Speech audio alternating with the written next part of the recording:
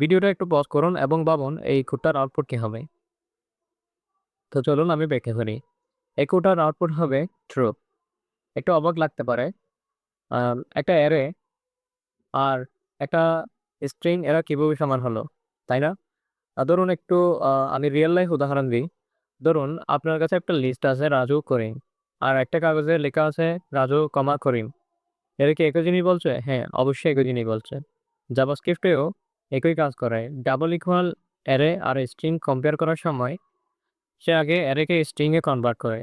1,2 অ্যারেকে string বানালে হয় 1,2 string.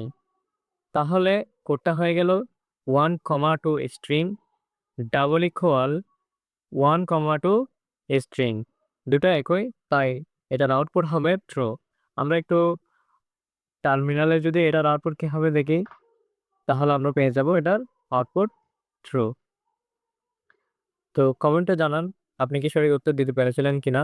এরকম আরো ট্রিকি জাভাস্ক্রিপ্ট খুব দেখতে চাইলে ফলো করুন।